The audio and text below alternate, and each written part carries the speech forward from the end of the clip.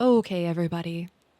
This particular episode is going to be completely mishmashed, but it's basically me talking about what I think that you should do now in preparation for creating content in 2025. I'm seeing a lot of YouTube content creators making these that are within other genres, not necessarily gaming genres. I see it in the makeup, I see it in the clothing, I see it in the content creators that tell content creators how to be content creators, and that's their whole job, which is always very fascinating to me. But for us gaming creators, I really want to emphasize that if you do not yet have a gaming focused YouTube channel, that you really focus on making one. And you can reference the last episode that I talked about with burnout and how to avoid that, as well as being mindful when you're creating. But the reason I say that you want to make sure that you get your YouTube up and running now is it does take a while for YouTube to actually take off because YouTube has to learn the algorithm and what you're asking it to do. So, for example, if you put up 3 different videos and each video is about gaming, YouTube will be able to better associate your channel to people interested in gaming. But if you can niche it down even farther, you can reach people inside the gaming atmosphere. So, for example, if you are creating content around farming simulators, if you're creating content around games that allow for decorating, if you're creating content around even first person shooters and how to be better at them, anything like that, it's important that you get that content out. It also is important that you are uploading that content not necessarily regularly, but spaced out. So a really great thing for YouTube is when you first start your channel, in case any of you are like, oh, I should do that, make 3 to 5 videos that are evergreen videos and have those be uploaded because you can always remake them later or re-upload them later. There's no rules against this. So make a video. For example, I'm going to use farming simulators because that's what I'm most familiar with. If you made a farming simulator video, it could be farming simulator videos that I'm looking forward to in 2025 or cozy games I'm looking forward to in 2025. That's pretty much an evergreen video for at least the whole year because it's 2024 right now. The year is ending. People will start to look for new games in 2025. It will hit pretty well. And then the next video could be cozy games that have extreme decorating or something similar. Basically, just keep your content similar because if you differentiate it too much, if you go from like, I know I said I would use farming sims and then I just said cozy games, but it is what it is.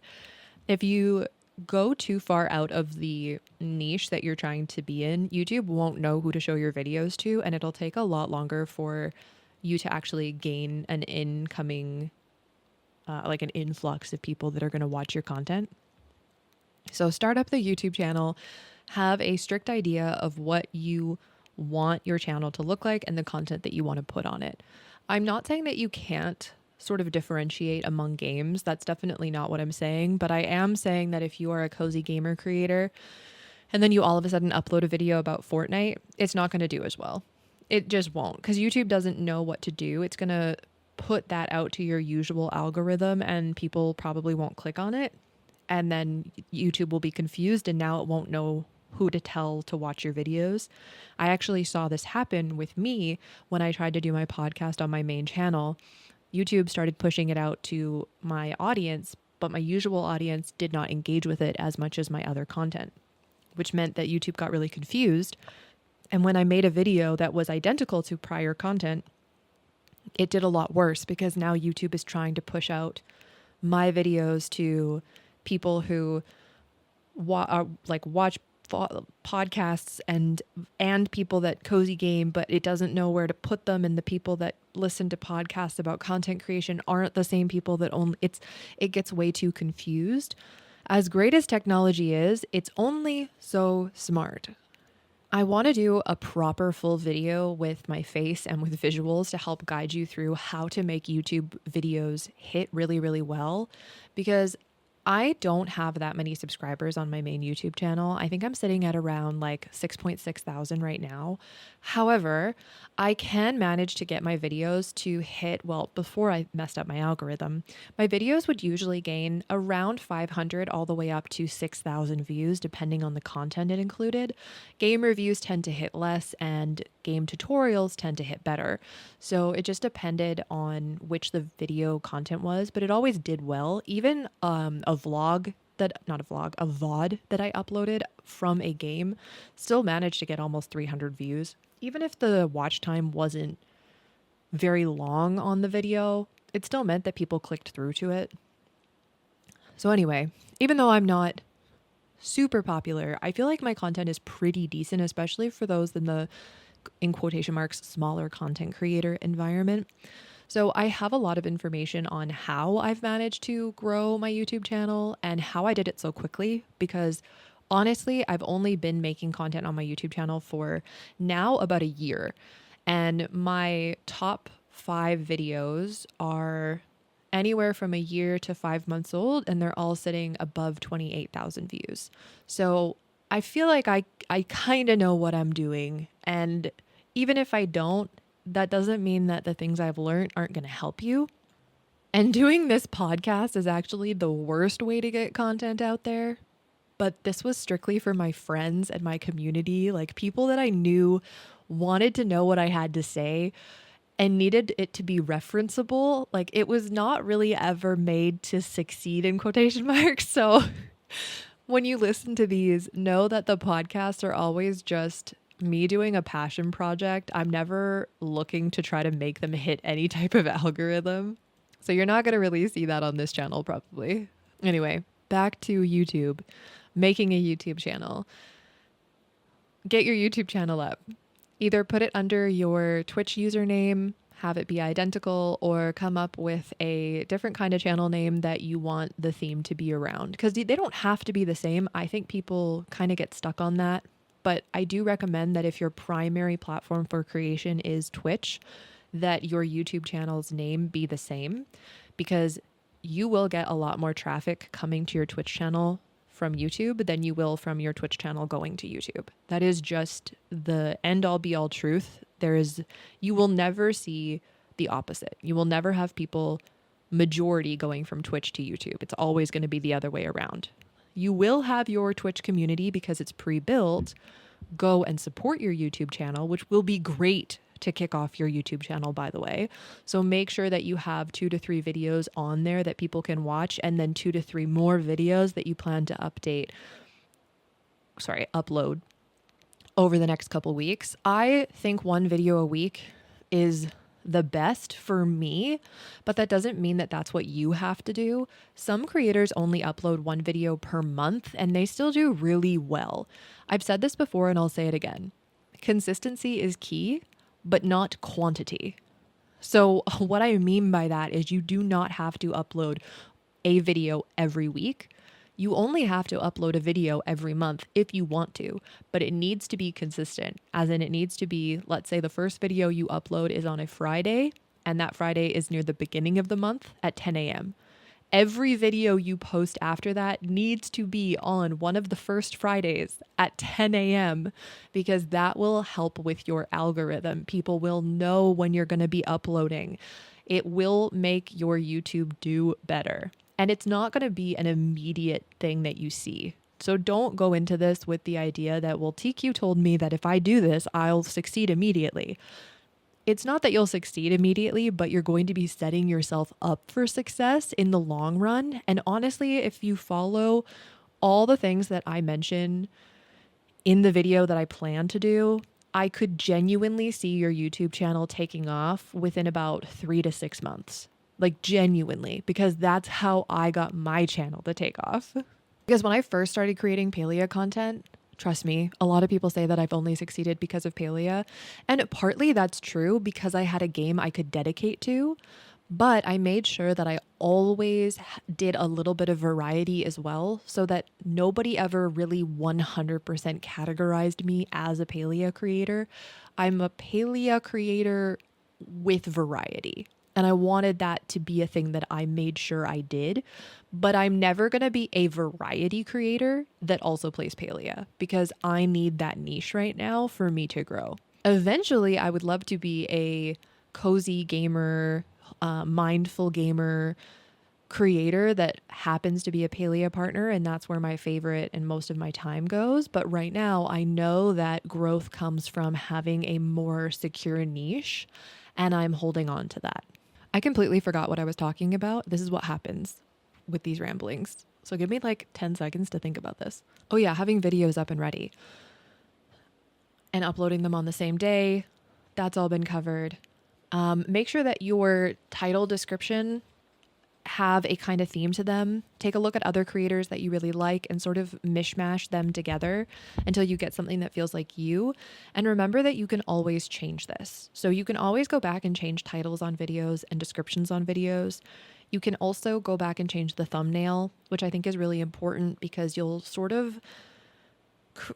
get an idea of what you want your thumbnails to look like as you create. Some people like really basic, some people like more intricate. You'll figure out what works for you and your community. But I will say that if you're going to make thumbnails, it's important for gaming content specifically that you do use words and an image. Now, I can't make you do this, but those are going to be really important points. You should have a simple word catchphrase on the thumbnail, and it should not be what your title includes. So for example, my latest video was for the Palia update, and I made sure that the thumbnail said decor update. I took the core reason I was excited and made that my thumbnail. And then in the title, I said new colors, curtains, and more, so that people knew that there was other things in that video, but that it's specifically designated around decoration in the game, because it kind of is. Someone else might be more excited about something else, but that's whatever. The other thing you'll want to do with YouTube is make sure that you schedule your content, because that's going to make your life a lot easier. So if you do have videos that you're ready to put up, don't allow yourself to fall into that immediate gratification hole, which is what I tend to do, which is I'm like, well, I have 3 videos done. I should just upload them like each day or every week. But if you know you can't stay on the schedule of uploading a video every week and you do that immediately, YouTube will get so mad at you later when you don't upload anymore. My channel even takes a massive hit when I skip weeks because it's used to me uploading every week. I'm trying to get used to me uploading every other week, but then updates happen and it messes with my algorithm. So sometimes you can't avoid it, but you can do the best that you can. So schedule them farther apart. If you know that you'll be able to do 1 video a month, then put them on a 1-month timer. If you know you'll be able to do it twice a month, put them on twice-a-month timers. Give yourself the benefit of the doubt and be gentle with yourself, okay? I will give so much more info on how to succeed on YouTube. I just want to make a proper real video on it. So this is sort of just the precursor to get you started, because I want you all to be able to make your channels and get them going before I upload a big video with like details and a proper video. So go make your YouTube account, go get your name, pick think about the niche that you want to be in, or a couple niches that you want to be in. Maybe it's The Sims and Animal Crossing. Maybe it's Fortnite and Apex. Maybe it's Valorant. Whatever your niche is going to be and whatever you really love, get ready to just create around that. And remember that even though you're a gaming Twitch person, you don't have to make YouTube content dedicated to what you're doing on Twitch. For example, I have a friend who pretty much strictly plays Fortnite now on Twitch, but his YouTube channel is Animal Crossing and like other cozy games. So it's really wild to see that juxtaposition, but that's because he likes live streaming Fortnite and he likes making content passively on the other stuff. So it allows him to have those both worlds. But the downside to that is most of the time, the people that watch the YouTube are not going to watch the Twitch. And the people that watch the Twitch are probably not going to watch the YouTube. They'll subscribe to support, but it's unlikely they're actually going to watch the videos. I'm just saying that you can succeed by doing both. The last tip and trick that I'll give you as a Twitch streamer going to be making a YouTube channel is don't upload your VODs to your YouTube channel. Only upload your VOD to your YouTube channel if it's a specific game you want to showcase and you made sure that while you were streaming it, you were more focused on showcasing the game and told your community that that day was going to be hyper focused on playing it rather than interacting with them. And the reason I say this is because it will punish you in algorithm. Notice a lot of like bigger Twitch streamers that also have YouTube channels have a secondary YouTube channel where their Twitch VODs go. So in my personal opinion, you should never use your main Twitch name on your VOD channel. You should use your main Twitch name on your YouTube channel if the content is overlapping or you want to be able to have any amount of people coming back and forth, and then have a secondary channel if you do want to upload your Twitch VODs.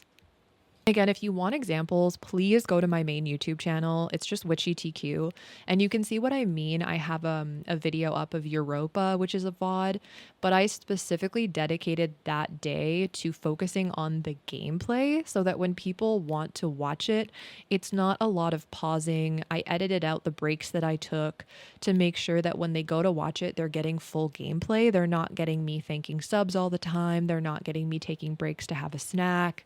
They're not getting moments where I had to focus on the community, because that's not really what people want when they're watching a YouTube video. I also have a lot of recommendations for people that don't make gaming content. I have done so much studying and researching, and I've been buying textbooks and I've been doing these like prep courses.